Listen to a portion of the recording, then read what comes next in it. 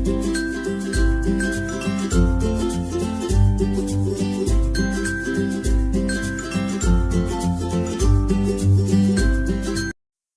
શ્રી કૃષ્ણ મિત્રો, મારા કિચનમાં તમારું સ્વાગત છે। આજે હું એવા સાબુની રેસીપી તમારી સાથે શેર કરીશ ને જે તમારી સ્કિનને ગોરીલી મુલાયમ બનાવશે। આપણે હંમેશા મિત્રો સંતરા ખાઈને સંતરાની છાલને ફેંકી દઈએ છીએ, પણ આ વિડીયો જોઈને તમે બિલકુલ નહીં ફેંકો। આજે હું સંતરાની છાલમાંથી બહુ સારો સાબુ બનાવીશ। આ સાબુની આગળ ડવ પિયર સાબુ પણ ફેલ જશે તેવો આ સાબુ સુગંધીદાર તૈયાર થશે, જે તમારા ચહેરા પરના ડાઘ ધબ્બાને દૂર કરીને સ્કિનને હેલ્ધી બનાવશે। તેનાથી તમારી સ્કિન ગોરી થઈને એક નિખાર આપશે। આ સાબુ એવો તૈયાર થશે ને કે તમને ખ્યાલ પણ નહીં આવે કે આ ઘરે બનાવ્યો છે। આનું રિઝલ્ટ ખૂબ જ સરસ આવશે। બજાર કરતા ચોખ્ખો, સસ્તો અને વર્ષો સુધી સ્ટોર પણ કરી શકશો। તો ચલો સાબુ કઈ રીતના બને તે જોઈ લઈએ। સૌથી પહેલા સ્કિન માટે ખૂબ જ હેલ્ધી સંતરાની છાલનો સાબુ બનાવવા માટે મેં અહીંયા સંતરા લીધા છે।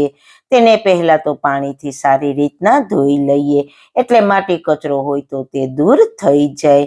મિત્રો, સંતરા ખાઈને આપણે સંતરાની છાલને ફેંકી દેતા હોઈએ છીએ, પણ આજે સંતરાની છાલનો ઉપયોગ કરીને આપણે સાબુ બનાવવાના છીએ, જે તમારા ચહેરા પરના ખીલ, ડાઘ ધબ્બાને દૂર કરશે। સાથે આપણે કોઈ કેમિકલ કે પ્રિઝર્વેટિવ એડ નથી કરવાના, એકદમ નેચરલ બનાવીશું, એટલે સ્કિનને કાચ જેવી ચમકતી કરી દેશે। હવે છાલના નાના ટુકડા કરી લઈશું। સંતરાની છાલમાં વિટામિન સી ભરપૂર માત્રામાં હોય છે, સાથે એન્ટીઓક્સિડન્ટ અને એન્ટીબેક્ટેરિયલ ગુણો હોય છે, જે આપણી સ્કિનને નેચરલ રીતે ડાઘ ધબ્બા દૂર કરીને ક્લીન બનાવે છે, ખીલને પણ દૂર કરશે, સાથે નેચરલ સ્ક્રબિંગનું પણ કામ કરશે। કેટલા સારા ફાયદા છે મિત્રો, તો જરૂર એકવાર ટ્રાય કરજો। તો બધી જ છાલના ટુકડા કરી લીધા છે। ત્યારબાદ તેની પેસ્ટ બનાવવા માટે મિક્સર જારમાં એડ કરી દઈએ। આમાં બિલકુલ પાણીનો ઉપયોગ નથી કરવાનો, બારીક પેસ્ટ બનાવી લઈએ, પછી તેને ગરણીથી ગાળી લઈએ। આ રીતના ચમચીથી પ્રેસ કરતું જવાનું અને ગાળતું જવાનું છે। થોડી પેસ્ટ ઘટ છે, પણ આસાનીથી સ્મૂથ પેસ્ટ ગળાઈ જશે। મિત્રો, મેં 2 સંતરાની છાલ લીધી છે, તેની બારીક પેસ્ટ બનાવી લીધી છે, તો તેને આપણે ગાળીશું, એટલે લગભગ 2 થી 3 ચમચી પેસ્ટ તેમાંથી તૈયાર થશે।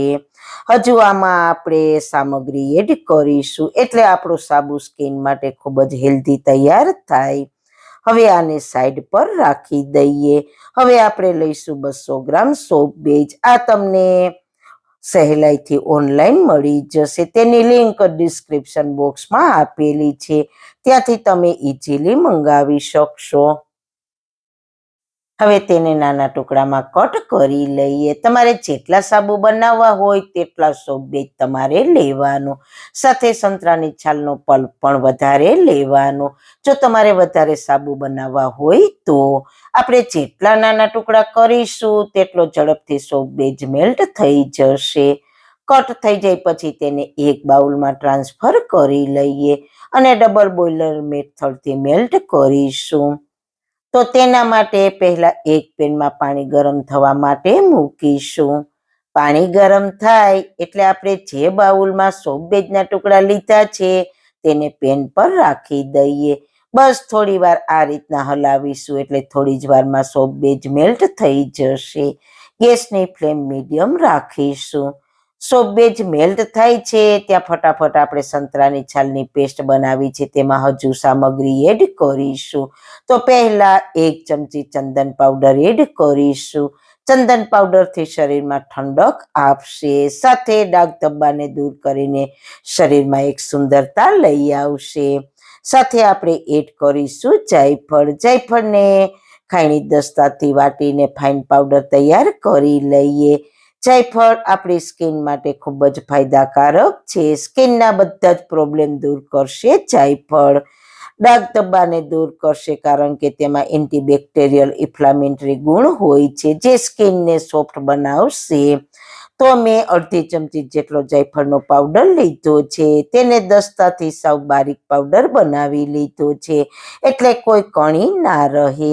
હવે સારી રીતના મિક્સ કરી લઈએ. સાથે એડ કરીશું એક વિટામિન ઈની કેપ્સ્યુલ. જો તમારી પાસે વિટામિન ઈની કેપ્સ્યુલ નથી તો તેની જગ્યાએ 3 થી 4 ટીપા બદામના તેલના પણ એડ કરી શકો છો. સારી રીતના મિક્સ કરી લઈએ. ત્યાં આપણો સોપ બેઝ પણ સારી રીતના મેલ્ટ થઈ ગયો છે, તો તેમાં આ પેસ્ટ એડ કરી દઈએ અને સારી રીતના મિક્સ કરી લઈએ. લમ્સ ના રહે તે રીતના મિક્સ કરવાનું છે. સોપ બેઝ ગરમ હોય ત્યારે સંતરાની છાલની પેસ્ટ છે તે મિક્સ કરવાની, એટલે લમ્સ ના રહે. સારી રીતના મિક્સ થઈ જાય પછી તેને આપણે સાબુ જમાવવા માટે સિલિકોન મોલ્ડમાં ટ્રાન્સફર કરી દઈએ. હવે આને 1 કલાક માટે સેટ થવા માટે છોડી દઈશું. 1 કલાક પછી જોઈએ તો સાબુ સારી રીતના સેટ થઈ ગયો છે, તો તેને મોલ્ડમાંથી ડિમોલ્ડ કરી લઈએ. તમે જોઈ શકો છો મસ્ત મજાનો કલરફુલ અને સ્કિન માટે હેલ્ધી એવો સાબુ બનીને તૈયાર થઈ ગયો છે. તમને તેનો યુઝ કરીને પણ બતાવું, બહુ સારું રિઝલ્ટ મળશે. તો ચોક્કસ ટ્રાય કરવા જેવો છે. તમે જોઈ શકો છો ફીણ પણ બહુ બધા વળે છે, સાથે ઠંડી ઠંડી ખુશ્બુ પણ આવે છે. અને એકવાર બનાવીને તમે લાંબા સમય સુધી સ્ટોર પણ કરી શકશો. તો મિત્રો, તમને મારો આજનો વિડીયો કેવો લાગ્યો? જો સારો લાગ્યો હોય તો તમારા ફ્રેન્ડ્સ ફેમિલીમાં શેર કરજો. અને ચેનલ પર નવા છો તો ચેનલને સબસ્ક્રાઇબ કરવાનું બિલકુલ ના ભૂલતા. ફરી મળીશું એક નવી જ રેસીપી સાથે, નવી વાતો સાથે. ત્યાં સુધી બધાને મારા જય શ્રી કૃષ્ણ. વાળના તમામ પ્રકારના પ્રશ્નો સોલ્વ કરતું 42 જડીબુટ્ટીઓથી બનાવેલું ઔષધિ તેલ, જે અમે લોકો જાતે જ ઘરે તૈયાર કરીએ છીએ, કોઈ પણ કેમિકલ્સના ઉપયોગ વગર, બિલકુલ નેચરલ છે. 42 જડીબુટ્ટીઓ ભેગી કરીને લોખંડની કડાઈમાં ઔષધિ તેલ તૈયાર કરવામાં આવે છે.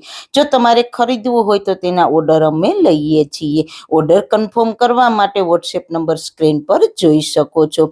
જો તમારે આ તેલનો પૂરો વિડીયો જોવો હોય તો તમને આ ચેનલ પર મળી જશે અને ડિસ્ક્રિપ્શન બોક્સમાં લિંક પણ મૂકેલી છે.